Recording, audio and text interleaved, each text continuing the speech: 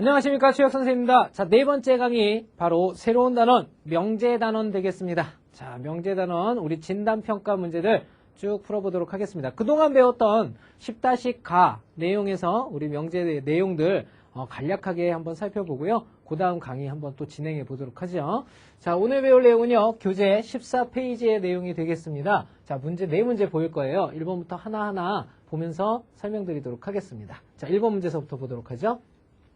자, 첫 번째 나오는 문제의 유형입니다. 바로 부정의 형태죠. 부정의 형태. 여러 가지 부정의 형태가 있겠지만 우리 학생 여러분들 뭐뭐 알고 있죠? 자, 첫 번째 and의 부정이라는 건 뭡니까? and라는 것을 부정한다라는 것은 이렇게 물결 표시 이렇게 날리면 되죠. and를 부정하면 바로 또는으로 바뀐다.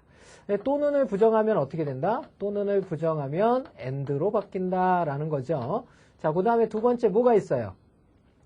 모든을 부정하면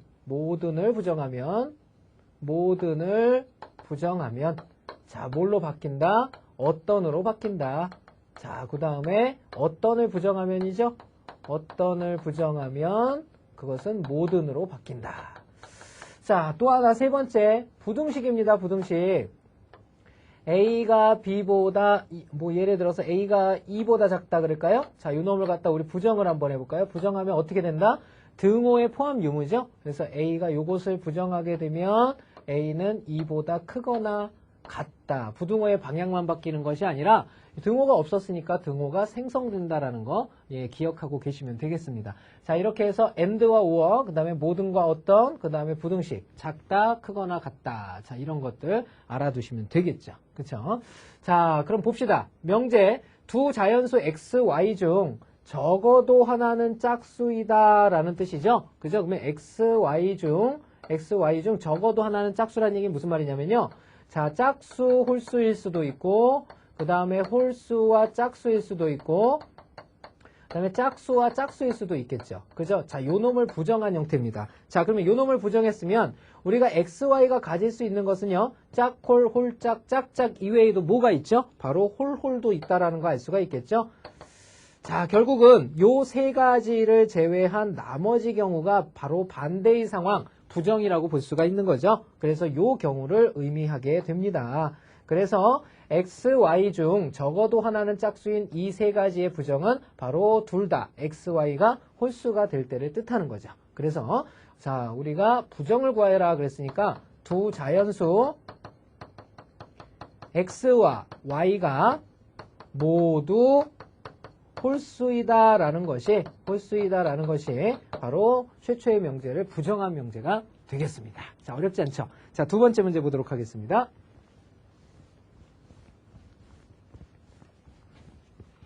자, 두 번째 문제의 형태는 자, 이렇게 부정에 관한 형태에 이어서 바로 참거짓의 판별이 되겠죠. 명제라는 것은 옳고 그름을 찾아내는 게 이제 가장 중요한 내용이 되겠습니다. 다음 명제들의 참거짓을 판별하여라 그랬습니다. 그죠? 참거짓을 판별하는 때는요, 어떻게 해주면 된다라고 그랬어요? 바로 가정과 결론이 있을 때 결론의 진리값이 가정의 진리값을 포함하게 되면 그때 바로 참이 된다라고 그랬습니다. x가 0보다 크면 그랬죠? 그러면 x가 양수란 뜻입니다. x가 양수야 라는 뜻이죠. 자, 그러면 바로 좌변의 x는 양수값 x가 되겠고요. 우변의 절대값 x는 절대값 아니 양수란 뜻이니까 그대로 나오게 되죠. x 이퀄 x가 돼버리는 거죠. 자, 그러면 이것이 성립하느냐 성립하지 않느냐를 찾아보면 되죠. 자, 성립하게 됩니다. 그렇죠? 그래서 이것은 참이 된다라는 거 알 수가 있겠고요. 자, 다음 두 번째 거 보도록 하죠. x, y가 1이면 x는 1이고 y는 1이냐라고 물어봤습니다. 자, 이럴 때는요. 아닌 경우는 뭘 들면 된다고 그랬죠? 반예라는 걸 들면 된다고 그랬죠? 반예 한번 들어봅시다. 자, x에 선생님이 2분의 1을 한번 써보고요. y에 한번 2를 적어보죠. 그러면 x랑 y를 곱하면 어떻게 됩니까? 역수의 관계니까 1이죠. 자, 그런데 x는 얼마가 됐고요? 2분의 1이 됐고 y는 2가 돼버렸으니까 몇이 아니라는 사실을 알 수 있어요. x, y 모두 1이 아니라는 사실을 알 수가 있겠죠? 그죠? x가 1이 아니고 y가 1도 아니었다라는 거 알 수 있습니다. 자, 그렇기 때문에 이것은 참이라고 볼 수 없겠죠? 그래서 false, 거짓이라는 거 알 수가 있겠고요. 자, 세 번째 문제 보도록 하죠. x제곱이 1보다 작거나 같으면 그랬어요. 자, 요거 간단히 하면요. x제곱 마이너스 1이 0보다 작거나 같다가 되죠. 자, 이 2차 부등식 풀면 어떻게 됩니까? x 플러스 1 곱하기 x 마이너스 1은 0보다 작거나 같다. 자, 이렇게 된다는 뜻이에요. 그럼 요걸 다시 풀어보면 어떻게 돼요? 요건 사이 범위가 되는 거니까 x는 마이너스 1 이상이고요. 1 이하가 된다는 거 알 수가 있겠죠? 자, 요거이면 그랬어요. 자, 요거이면 바로 뭐가 된다고 그랬다? x는 1보다 작거나 같은 것이니? 라고 묻고 있는 거죠. 자, 자, 포함관계 살펴볼까요? x가 마이너스 1 이상이고 1 이하다. x는 1 이하다. 누가 누굴 포함하죠? 1보다 작거나 같은 모든 수들이 마이너스 1보다 크거나 같고 1보다 작거나 같은 것을 포함하게 됩니다. 그죠? 작은 놈이 큰 집 들어가는 것은 성립한다, 성립하지 않는다? 성립한다라는 거죠. 그죠? 그래서 이것도 참이 된다라는 거 알 수가 있겠죠. 자, 이렇게 해서 거짓, 그 다음에, 아이고, 참이라고 그랬는데 왜 선생님이 펄스를 썼지? 참이니까 true. true 그래야죠. 자, 그래서 참, 거짓, 참이 된다라는 거 알 수가 있었습니다. 자, 두 번째 내용이었고요. 자, 다음 세 번째 내용 넘어가도록 하겠습니다.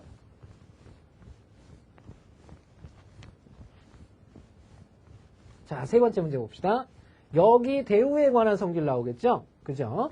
여기 대우에 관한 성질. 자, 여기서는요, 일단 대우가 갖는 성질을 잘 알고 계셔야 되겠죠? 대우는 원래의 전제되었던 원래의 명제죠. 그죠? 원명제와 진리값이 동일하다. 원명제와 진리값이 동일하다. 동일하다라는 거, 진리값이 동일하다라는 거 알고 계셔야 되죠. 즉, 원명제가 참이었으면 대우명제도 참이 되고요. 원명제가 거짓이었으면 대우명제도 거짓이 되는 거죠. 그쵸? 자, 확인해 봅시다. P이면 not P이다 라고 그랬죠? P이면 Q가 아니다 이렇게 읽을 수가 있는데요. 요놈의 2가 참일 때 라고 그랬습니다. 다음 중에 반드시 참인 명제는 누구냐라는 거죠. 자, 요놈의 2명제 하면 뭐예요? 2라는 건 뭡니까? 이 명제라는 것은 바로 가정과 결론을 모한 명제, 부정한 명제를 이명제라고 하게 되는 거죠. 그죠? 부정한 명제를 이명제라고 얘기를 한다. 자, 그러면 P이면 not Q이더의 이명제는 어떻게 됩니까?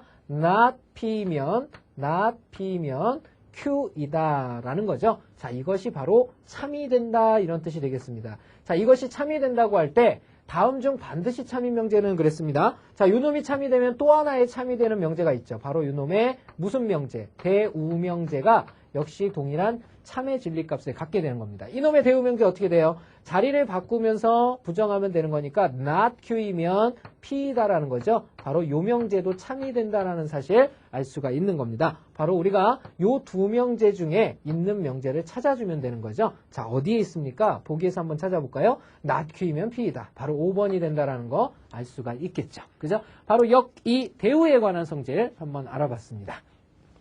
자, 마지막 내용이죠. 가장 많이 나오게 되는 필요조건, 충분조건, 충분조건, 필요조건, 필요충분조건, 아무 조건도 아니다. 자, 이런 조건에 관한 내용이죠. 자, 조건에 관한 내용 한번 살펴봅시다. 자, 필요조건과 충분조건에 관한 내용. 자, 이 형태는 어떻게 해야 합니까? 미지수가 하나일 때와 미지수가 두 개일 때로 나눠서 생각을 할 수가 있죠. 미지수가 한 개일 때, 미지수가 한 개일 때 하고요. 그 다음에 미지수가 두 개일 때 하는 방법이 좀 다르죠. 미지수가 한 개일 때는 뭘 이용하면 됩니까? 집합이용법을 사용하면 좀 쉽게 해결을 할 수 있다라고 그랬어요. 집합이용법, 즉 포함관계를 이용해서 문제를 구하게 됩니다. 문제의 답을 포함관계를 이용해서 정리를 하게 되고요. 자, 두 개일 때는 어떻게 합니까? 바로 우리가 원래의 명제 P이면 Q이다와 Q이면 P이다의 명제를 갖다가 각각 참거짓을 가지고 참거짓의 판별법을 이용해서 문제의 정답을 찾게 되는 거죠. 그죠? 자, 보시면 알겠지만 지금 1번, 2번, 3번이요. 1번은 미지수가 하나이고요. 2번과 3번은 미지수가 두 개입니다. 그렇기 때문에 1번은 집합이용법을 사용할 수가 있고요. 2번과 3번은 어떻게 화살표를 이용해 줘야 되겠죠. 그죠? 자, 그럼 1번부터 한번 보도록 합시다. 자, x가 2다 그랬고요. 자, q에 만족하는 건 뭡니까? 여기서 나오게 되는 x의 값은요. x제곱이사니까 플러스 마이너스 2가 되는 거죠. 그죠? 자, 그러면 p라는 진리집합에 해당하는 것은 원소가 누구밖에 없어요. 2밖에 없다는 얘기고요. 자, q라는 진리집합에 해당하는 원소는요. 마이너스 2와 플러스 2가 있다라는 사실을 알 수가 있는 겁니다. 자체적으로 P는 Q에 포함이 된다라는 것을 알 수가 있겠죠. 자, 그러면 P는 Q이기 위한 무슨 조건이냐? P가 Q가 되기 위해서 과연 어떠한 조건이냐라고 묻고 있는 거죠. 작은 놈은 큰 집에 들어가기 위해서 필요합니까? 충분합니까? 그렇죠. 충분하죠. 널널이 빤스니까. 그죠? 그래서 이것은 바로 충분 조건이라는 것을 알 수가 있게 되는 거죠. 충분 조건. 자, 그 다음 두 번째 거 보도록 합시다. 절대값이나 루트가 보이면 우리 어떻게 해결을 하기로 약속을 했죠? 제곱해서 해결하기로 약속을 했죠. 그래서 좌변을 제곱하면요. 절대값이 사라지면서 제곱하는 거니까 x제곱 플러스 y제곱에 플러스 2xy가 되겠고요. 자, 우변 제곱하면 어떻게 됩니까? x제곱 플러스 y제곱에 마이너스 2xy가 된다는 거 알 수가 있습니다. 자, 요거 간단히 한번 해볼까요? 그러면 x제곱과 x제곱 사라지고요. y제곱과 y제곱이 사라져서 자, 요거 넘어와 버리면 어떻게 돼요? 4xy는 0이 된다라는 사실을 알 수가 있는 거죠. 그쵸? 자, 그럼 xy가 과연 얼마입니까? xy는 0이라는 거 알 수가 있겠죠? 자, 보세요. 그러면 P의 진리집합은 누굽니까? xy는 0이 되는 거예요. 그죠? Q의 진리집합은 누굽니까? xy는 0이죠. xy는 0, xy는 0. 둘이 어떻습니까? 똑같이 생겼죠? 자, 이것은 필요하기도 하고 서로 충분하기도 한 조건이 되겠죠? 그래서 이 경우를 우리는 바로 필요 혹은 충분, 필요하기도 하고 충분하기도 한 조건이다 라고 얘기를 하게 되는 겁니다. 그래서 두 번째 경우는 바로 필요 충분 조건을 얘기를 하고 있죠. 자, 마지막 세 번째입니다. x 플러스 y가 2 이상이고요. 그 다음에 x가 1 이상이고 y는 1 이상이다. 자, 이렇게 미지수가 두 개일 때는 집합이용법 사용하기가 굉장히 까다롭죠. 자, 이럴 때는 화살표 이용법을 사용합니다. 자, 여기서 여기 갈 때 하고요. 그 다음에 여기서 여기 갈 때 이 두 가지로 생각을 해줘야 되겠죠. 그죠? 자, 두 개가 다 된다면 무슨 조건? 필요 충분 조건. 위에 건 되고 아래 건 안 된다? 바로 충분 조건. 위에 건 안 되는데 아래 게 된다. 그러면 필요 조건이 되겠죠? 둘 다 안 되면 전혀 상관이 없는 두 명제가 돼서 아무 조건 아니다 라고 얘기를 하게 되는 거죠. 그쵸? 자, 봅시다. x 플러스 y가 2보다 크거나 같대요. 그런데 그러면 x도 1보다 크거나 같고 y도 반드시 1보다 크거나 같니? 라고 물어보고 있는 겁니다. 자, 안 되는 경우를 한번 찾아보면 되겠죠? 자, 예를 들어서 2보다 크거나 같은데 y가 5라고 생각을 해봅시다. 그리고 x가 마이너스 2라고 생각을 해볼까요? 그럼 마이너스 2하고 5를 더했어요. 그러면 3이죠. 3은 2보다 큰 거니까 맞죠. 자, 이렇게 성립했음에도 불구하고 둘 다 1보다 크거나 같은 수가 됐느냐? 아니죠. 이 마이너스 2라는 것은요. 바로 1보다 크거나 같은 수가 아닙니다. 그죠? 그러니까 위에서 왼쪽에서 오른쪽으로 가는 건 안 된다라는 거 알 수가 있겠죠. 그죠? 자, 오른쪽으로 가는 거 보세요. x가 1보다 크거나 같고 y가 1보다 크거나 같다면 x와 y를 더하면 2보다 크거나 같겠니? 이런 뜻이거든요. 그러면 여기에 y는 1보다 크거나 같다를 이렇게 더하면 이 말이죠. 그러면 x 플러스 y는 어떻게 되냐면요. 1과 2를 더한 거니까 2가 된다라는 거 알 수가 있죠. 그죠? 그래서 x가 1보다 크거나 같고 y가 1보다 크거나 같으면 x 플러스 y도 역시 2보다 크거나 같아집니다. 그럼 밑에서 가는 건 바로 되죠. 오른쪽에서 왼쪽으로 가는 건 되기 때문에 위에 건 안 되고 아래 건 되면 무슨 조건이라고 그랬습니까? 바로 필요 조건이라고 그랬죠? 그래서 요 세 번째 문제는요. 바로 필요 조건이 된다라는 것을 알 수가 있습니다. 자, 이렇게 다뤄주시면 되는 거죠. 자, 지금까지 우리 명제의 단원들 내용 다시 한번 쭉 살펴봤습니다. 기억이 새록새록 나야 돼요. 보시면 알겠지만 패턴의 문제에서 문제에서 중요하게 나오는 패턴이 4가지가 보입니다. 그죠? 첫 번째가 뭐죠? 부정의 패턴이 있고요. 그쵸? 부정의 패턴이 있고요. 자, 그 다음에 뭐가 있습니까? 부정을 알았으니까 이제는 참과 거짓을 판별하는 방법. 그 다음에 새로운 명제들이 나타나죠. 그 다음 새로운 명제들, 역과 이와 대우 명제들. 그 중에서 대우의 성질 반드시 알아두시고요. 자, 마지막으로 조건의 관계죠. 필요 조건, 충분 조건, 필요 충분 조건. 그죠? 자, 요 4가지 패턴화된 문제의 유형들을 반드시 머릿속에다 담고 그 다음에 심화된 내용들을 공부하셔야 되겠습니다.